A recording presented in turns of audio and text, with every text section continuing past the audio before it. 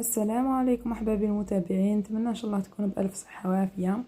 اليوم جيتكم في هذا الفيديو باش نقول لكم واش هو افضل استثمار. ونحكي لكم كيفاش واش درت باش شريت انا الدار هذه اللي راني فيها. بالنسبه لافضل استثمار، صدقوني هو الذهب. ما كاش افضل من الذهب، لانه الاورو قيمته تطلع وتحبط. اللويز كي تبيعو يتبلغ يتباع كاسي، ما كان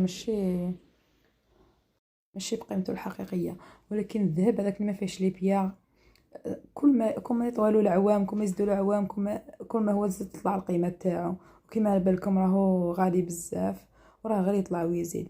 وانايا واش درت باش شريت هاد الدار؟ بعت مسايس تاوعي، شريتهم في 2017، شريتهم 11 مليون، بعتهم 20 مليون ونص، يعني 18 هذا الدار حسبها لنا مليون و500 للشهر، يعني طاحت لنا في العام، طاحت لنا 18 مليون. اما لانايا خلصت 18 مليون، خلصت بهم هذاك العام تاع الكرا، هكذا نقعدوا مرتاحين عام كامل. قعدوا لي 2 ملايين ونص، 100,000 صرفتهم. 2 ملايين و200 انا كنت فيرسيت على خاتم عنده عامين ملي فيرسيت عليه، دوك من بعد نهضر لكم عليه. وجيت نوري لكم واش بقى لي من الذهب تاعي. يعني الذهب تاعي كامل بعته من نهار الزواج لي ظروف، جبت الله يبارك ما شاء الله، ولكن ما بقى لي والو. ربي قدرني ان شاء الله باش نعاود نلايم ونعاود نشري معاكم واحد اخر ونروح نشاركو معاكم. بالعقل بالعقل برك، حبه حبه ويحمل الواد، قطره قطره ويحمل الواد. ويعني انا هذا الذهب من 2017 حتى 2024، يعني ربحت فيه الدوبل، 11 مليون حتى 20 مليون تقريبا، نقص على 500 ألف على الدوبل تاعو.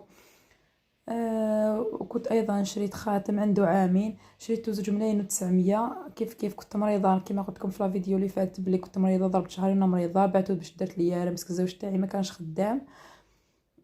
بعته 3 ملايين و400، يعني ما ربحتش فيه بزاف، ولكن المهم في الفايده. بالنسبه للذهب اللي بقى لي فقط 2 خواتم. هذا الخاتم اللي راكم تشوفوا فيه، وهذا تاع فيونساي تكسر لي، مازال ما سقمتوش. هذا 2 خواتم فقط اللي بقاو لي من الذهب تاعي. ما قعدوا لي مناقش، ما قعدوا لي سناسل، ما قعدوا لي مسايس، ما والو. براسليات، براسلي تاعي ثاني بعته. قعدوا هذا المناقش تاع بنتي. بالنسبه لهذاك الخاتم تاع الورده، كنت شريته 5 ملايين، يعني لو كان نروح دوكا نلقاه بالك واحد 10 ملايين.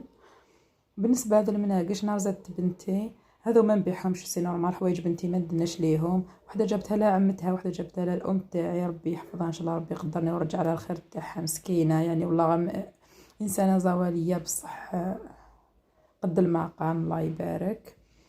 انا مهمله، انا رحت شريت هذا الخويتم كما راكم تشوفوا فيه. هذا ماشي ذهب، هذا تاع الاسي، ما يحوش، نخدم به، نلبسه كل يوم، نخدم به. شريته فقط 30,000.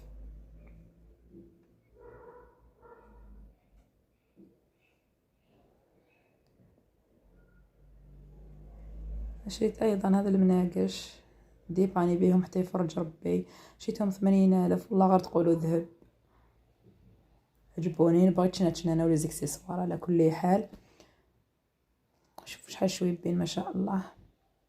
ربي يقدرني ان شاء الله ونشري كيفهم، وربي يفرج على كل واحد. بالاراده وحسن التدبير ان شاء الله نلحقوا.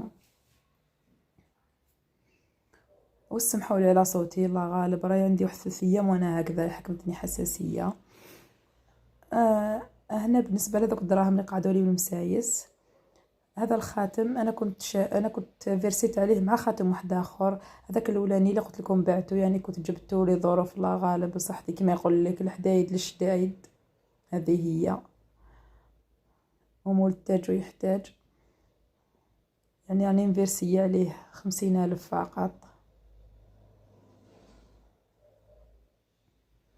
هو يدير 2 ملايين و250. مازال راني لايمتهم له، رحنا نديهم له مش نجيبو ديك، ان شاء الله نهار نجيبو نروح نشاركو معاكم يا حباباتي. تكون عندك 100 فيرسي، تكون عندك 200 فيرسي، تكون عندك 300 فيرسي، حتى تلايمي، ما تقوليش ما نقدرش. لانه الدراهم اللي كنخلوهم في الدار والله ما يقعدوا، نقضيو عليهم بلا ما نفيقوا. بالنسبه لهنايا راح نشارك معكم التحديات اللي راني رايحه نبداهم ان شاء الله تعالى في اقرب وقت. عندي زوج تحديات فقط، لانه بالنسبه للذهب لانه زوج تاعي راه وعدني الا ما دارش في كلامه الله اعلم بلي كل ما يخلص يعطي لي اون صوم هكذا يروح نفيرسي على كاش حاجه يعني يخلص لي بالعقل. بالنسبه للتحديات، التحدي الاول هو درته باش نطهر وليدي ان شاء الله الا كتب ربي. درت هكذا اعمده خانات، في كل خانه درت قيمه 100,000. درت 10 اعمده عمودي و10 اعمده افقي، نلقاو 10 ملايين. يعني انا درت بزياده وين لحقت المهم نفوت 5 ملايين. بالنسبه للتحدي الثاني هو تحدي كبش العيد باذن الله تعالى. كيف درت 10 اعمده افقي و10 اعمده عمودي، كيف لقاو فيه 10 ملايين ان شاء الله.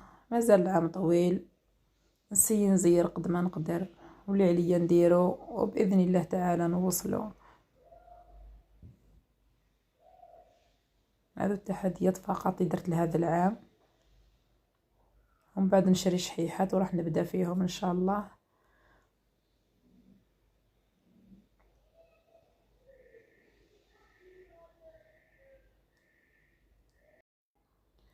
ما نحب نخبي عليكم حتى حاجه، وان شاء الله ربي يقدرني ونشري واش نشري نشاركو معاكم.